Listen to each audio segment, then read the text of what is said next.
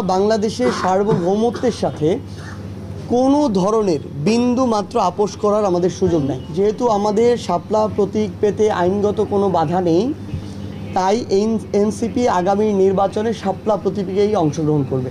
NCP যদি আমাদের নিজেদেরকে শক্তিশালী অবস্থানে দেখতে চাই এবং আগামীতে জনগণের হয়ে সংসদে প্রতিনিধিত্ব করতে চাই, তাহলে সবচেয়ে বেশি গুরুত্বপূর্ণ হচ্ছে আমাদের সাংগঠনিক ভিত্তিটাকে শক্তিশালী করা। সেই লক্ষ্যেই আমরা বাংলাদেশের প্রত্যেকটি জেলায় এখন যাচ্ছি এবং কিছুদিন পরে উপজেলা পর্যায়ে যাব। আমাদের সাংগঠনিক টিমগুলো তাদেরকে দিক নির্দেশনা দেওয়ার জন্য, তাদের যে রাজনৈতিক যে লিটারেচারের বিষয়টি রয়েছে, লাইনের বিষয়টি রয়েছে, জনগণের সাথে আমাদের কথার ধরন কী হবে, এই সামগ্রিক বিষয়গুলো নিয়ে আমরা কথা বলছি। আমরা আশা করছি নভেম্বর মাসের মধ্যে বাংলাদেশের প্রত্যেকটি জেলা, উপজেলা, ইউনিয়ন, ওয়ার্ডে এনসিপির আহ্বায়ক কমিটি থাকবে। সেই লক্ষ্যেই আমরা আমাদের এই সাংগঠনিক সফরগুলো করছি এবং জেলা পর্যায়ে সাংগঠনিক সমন্বয় সভাগুলো করছি। কয়েকটি প্রশ্ন এসেছে। প্রথম প্রশ্নটি ছিল যে পাহাড়ের যে বিষয়টি। দেখেন, আমরা স্পষ্ট করে একটা কথা বলি, আমরা যে পার্বত্য চট্টগ্রাম বলতে 3টি জেলাকে বুঝাই বা আমাদের পাহাড়ি যে জেলাগুলোকে বুঝাই, এটা আমাদের বাংলাদেশের অংশ এবং বাংলাদেশের সার্বভৌমত্বের সাথে এর প্রত্যেকটি সম্পর্ক জড়িত। আমরা বাংলাদেশের সার্বভৌমত্বের সাথে কোনো ধরনের বিন্দু মাত্র আপোষ করার আমাদের সুযোগ নাই। যারা এর বিরুদ্ধে ষড়যন্ত্র করবে, দেশের ভিতরে বসে থেকে হোক, দেশের বাইরে বসে থেকে হোক, তাদেরকে বাংলাদেশের সরকার বলি, প্রশাসন বলি, আইনশৃঙ্খলা রক্ষাকারী বাহিনী বলি, কিংবা সেখানে দায়িত্বশীল যারা আছেন সেনাবাহিনী থেকে শুরু করে, এই ষড়যন্ত্রকারীদের বিরুদ্ধে অবশ্যই তাদেরকে সর্বোচ্চ কঠোর ব্যবস্থা নিতে হবে। এই ক্ষেত্রে সবসময় জনগণের যে সহযোগিতা, জনগণের যে সাথে থাকা, এটা সরকার এবং প্রশাসন তাদের জায়গা থেকে পাবে। এবং আমরা স্পষ্টভাবে এটাও মনে করি যে অন্যান্য যে রাজনৈতিক দলগুলো রয়েছে তাদেরও এক্ষেত্রে সর্বোচ্চ সহযোগিতা থাকবে। আমাদের জায়গা থেকে আমরা দেখেছি বাংলাদেশের বিভিন্ন জেলা দিয়ে ভারত পুশিং করার চেষ্টা করেছে।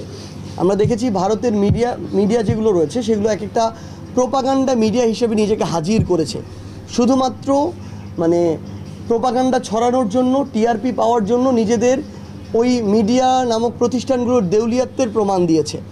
আমরা মনে করি যে আমাদের জনগণকে, রাজনৈতিক দলকে, সরকারকে ঐক্যবদ্ধভাবে এই সকল প্রোপাগান্ডা এবং অপচেষ্টাকে প্রতিহত করতে হবে। আপনারা প্রতীকের বিষয়ে বলেছেন, এই বিষয়টা নিয়ে আমরা বারবার কথা বলেছি আমাদের জায়গা থেকে। একদম স্পষ্ট লাইন, যেহেতু আমাদের শাপলা প্রতীক পেতে আইনগত কোনো বাধা নেই, তাই এনসিপি আগামী নির্বাচনে শাপলা প্রতীকেই অংশগ্রহণ করবে, অন্য কোনো অপশন নেই।